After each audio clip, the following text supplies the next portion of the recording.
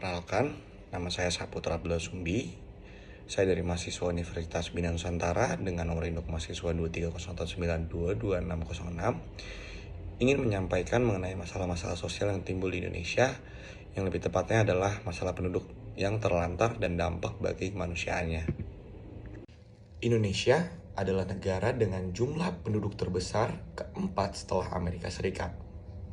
Selain jumlah penduduk yang besar, luasnya wilayah kepulauan dan ketidakmerataan menyebabkan Indonesia semakin banyak mengalami permasalahan terkait masalah kependudukan. Selain faktor tersebut, ada beberapa faktor lain yang menjadikan Indonesia memiliki permasalahan terkait masalah ini.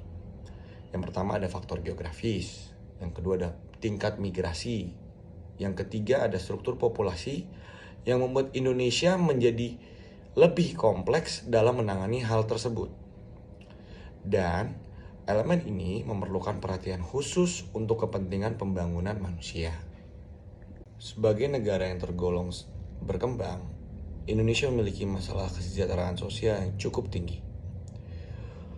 Untuk itu, dalam upaya untuk menyelenggarakan kesejahteraan, masyarakat berpedoman pada pasal 27 ayat 2 dan pasal yang mengatur bahwa semua warga negara termasuk anak-anak dan terlantar diurus oleh negara dan memiliki hak untuk bekerja serta untuk hidup bermartabat kemanusiaan. Karena penanganan perlindungan sosial yang tidak lengkap dan tidak terintegrasi, masalah perlindungan sosial menjadi lebih kompleks dari yang sebelumnya tidak kompleks. Demi KTT G20, DKI bersihkan kawasan Masjid Istiqlal dari gelandangan dan PKL. Ini adalah salah satu contoh kasus yang menurut saya benar-benar nyata terjadi dan terlihat begitu jelas bagaimana upaya-upaya dari setiap pemerintah yang ada di Indonesia untuk membersihkan masalah yang cukup kompleks ini. Kenapa sih mereka melakukan hal ini? Dari pernyataan yang dikeluarkan oleh Bapak Iqbal, pemerintah kota Jakarta Pusat ingin memiliki wajah baru bagi Jakarta, khususnya di kawasan Masjid Istiqlal dan sekitarnya. Mereka juga ingin memberikan rasa aman, rasa nyaman, dan asri dalam rangka pelaksanaan KTT G20. Kenapa hal ini diberlakukan? Karena Indonesia menjadi tuan rumah dalam salah satu ajang bergengsi yang memang banyak negara yang akan datang dan melihat langsung bagaimana sih realita yang terjadi sebenarnya di Indonesia. Seperti itu. Kenapa hal ini terus terjadi di Indonesia? Itu karena tingginya tingkat pertumbuhan penduduk terus dibiarkan, maka akan terjadi berbagai masalah, baik masalah pengangguran, tingkat kualitas sumber daya manusia yang akan menurun, kejahatan yang terus meningkat, serta lapangan pekerjaan. Yang dimana hal ini adalah dampak-dampak yang ditimbulkan dari penduduk yang terlantar dan sangat berdampak bagi kehidupan sosial yang terjadi di masyarakat, khususnya di Indonesia. Dengan masalah yang saya sebutkan tadi di awal, salah satu contoh kasusnya itu adalah salah satu contoh kasus yang diakibatkan dari faktor-faktor tersebut. Ada beberapa faktor yang menurut saya bisa disimpulkan sebagai faktor-faktor bagaimana seseorang dapat dikategorikan sebagai penduduk yang terlantar.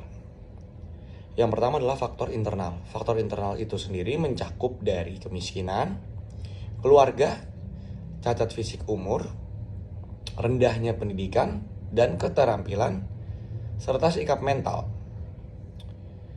Sedangkan faktor eksternal mencakup lingkungan, letak geografis, dan lemahnya penanganan gelandangan dan pengemis.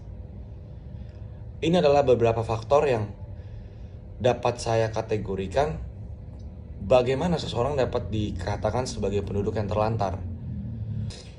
Apa aja sih dampak dari seorang penduduk yang terlantar? Yang pertama, menghambat pembangunan bangsa. Sudah jelas penduduk yang terlantar akan dengan kompleksnya menghambat pembangunan bangsa. Yang kedua, mengganggu keindahan lingkungan hidup. Ya, memang dengan adanya penduduk yang terlantar, lingkungan hidup menjadi salah satu faktor yang dapat terpengaruhi. Yang ketiga, menimbulkan gambaran buruk bagi bangsa. Dengan ini, bangsa-bangsa lain dapat melihat bahwa masih dengan banyaknya penduduk yang terlantar di suatu negara, berarti negara tersebut belum bisa menyejahterakan rakyatnya. Yang keempat, menciptakan sauna akan ketidakamanan dan ketertiban. Yang kelima, menciptakan kehidupan malas dan bodoh. Yang keenam, menjadi pemicu tingginya tunasusila. Yang ketujuh, hilangnya percaya diri.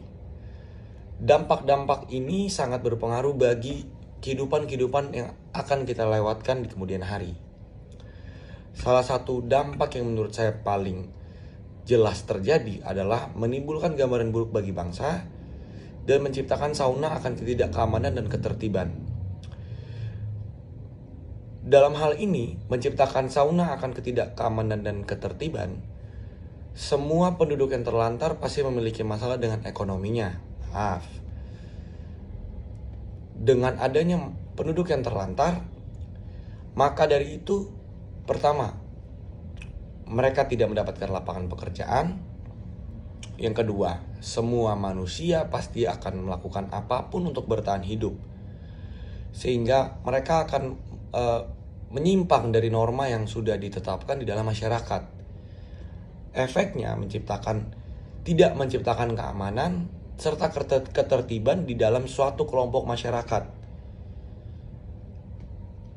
Itu adalah dampak-dampak dari seorang penduduk yang terlantar. Sudah banyak upaya yang dilakukan oleh pemerintah Indonesia dalam menanggulangi masalah penduduk yang terlantar ini. Yang pertama, penduduk yang terlantar dalam penanggulangannya dapat diberlakukan sistem transmigrasi dengan cara mengirimkan para penduduk yang terlantar keluar daerah, bahkan keluar pulau, sehingga tidak terjadi kepadatan penduduk dan persaingan tenaga kerja yang tinggi di dalam suatu daerah. Yang kedua, pemerintah pusat dan daerah sudah melakukan berbagai upaya untuk penanganan gelandangan dan pengemis, seperti penyediaan rumah tinggal layak huni, pemberdayaan sosial dan ekonomi, pemberian bantuan sosial, perujukan ke panti sosial, dan lain-lain. Menurut saya, hal ini menjadi masalah yang sangat kompleks dan sangat penting bagi suatu bangsa untuk segera cepat untuk diselesaikan. Karena selain menjadi gambaran bagi negara lain, hal ini menjadi dampak negatif bagi internal di dalam suatu negara tersebut. Yang pertama, seperti apa yang tadi saya sebutkan, berarti suatu negara belum bisa menyejahterakan seluruh rakyatnya ketika masih ada penduduk yang merasa dirinya terlantar. Di Indonesia sendiri banyak sekali contoh kasus yang memang menurut saya menyangkut dengan penduduk yang terlantar.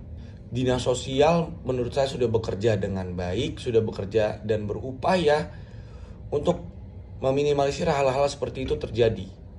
Tapi kembali lagi, masalah tersebut hanya bisa diselesaikan dari masing-masing individu, dari dalam diri sendiri.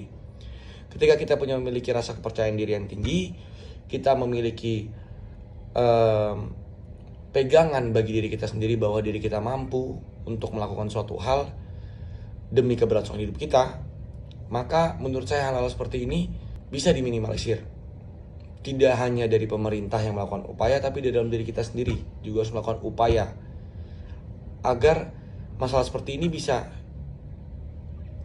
tidak terlalu terjadi atau bisa diminimalisir lah, sehingga dapat menjadi kita, bangsa Indonesia, dapat menjadi suatu bangsa yang besar serta semua penduduknya dapat merasakan kesejahteraan yang sama.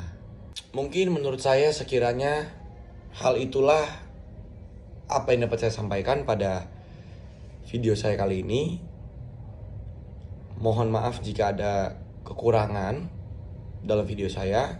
Mohon maaf juga jika ada informasi-informasi yang masih belum tepat atau belum jelas. Saya minta maaf. Akhir kata saya ucapkan terima kasih.